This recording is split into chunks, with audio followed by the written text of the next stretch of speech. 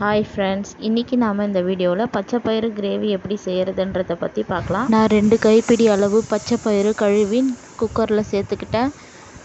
இப்போ சின்ன வெங்காயம் ப்ளஸ் பெரிய வெங்காயம் ரெண்டுத்தையும் கட் பண்ணி சேர்த்துக்கிறேன். 2 தக்காளி கட் பண்ணி அதையும் சேர்த்துக்கிறேன். 2 பல் பூண்டு, ஒரு பச்சை மிளகாயும் சேர்த்துக்கிறேன். இப்போ 1/4 டீஸ்பூன் சீரகம், 1/4 டீஸ்பூன் மஞ்சள் தூள், 1/4 டீஸ்பூன் தனியாத்தூள், 1 டீஸ்பூன் உப்பு சேர்த்து 2 டம்ளர் தண்ணியும் சேர்த்து நல்லா மிக்ஸ் பண்ணிவிட்டு 3 விசில் வர வரைக்கும் வேக வச்சுக்கலாம். இப்போ 3 விசில் வரட்டும். 3 விசில் வருது.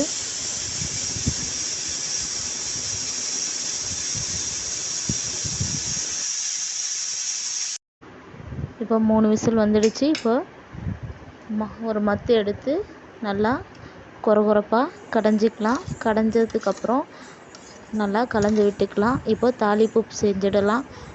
இப்போ ஒரு சின்ன பேனில் 1 டீஸ்பூன் ஆயில், 1/4 டீஸ்பூன் கடுகு, 1/2 வெங்காயம் கட் பண்ணி வச்சுருக்கேன். ஸோ அதையும் சேர்த்துக்கலாம்.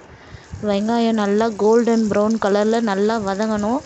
அப்போ தான் பார்த்திங்கன்னா நல்லா டேஸ்டியாக இருக்கும். ஸோ இப்போ பாருங்கள், நல்லா கோல்டன் ப்ரௌன் கலரில் நல்லா வதங்கிடுச்சு.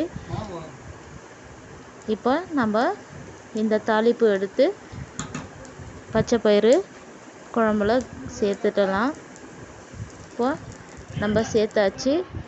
இப்போ பார்த்திங்கன்னா நல்லா கலந்து விட்டுக்கலாம். இந்த பச்சைப்பயிறு கிரேவி பார்த்திங்கன்னா இட்லி, தோசை, சாதத்துக்கு ரொம்ப அருமையாக இருக்கும். நீங்களும் ஒரு தடவை வீட்டில் ட்ரை பண்ணி பாருங்கள். ரொம்ப ஹெல்த்தியான ஒரு டிஷ்ஷு. உங்கள் குழந்தைங்களுக்கும் செஞ்சு கொடுங்க. தேங்க்ஸ் ஃபார் வாட்சிங் மை வீடியோ.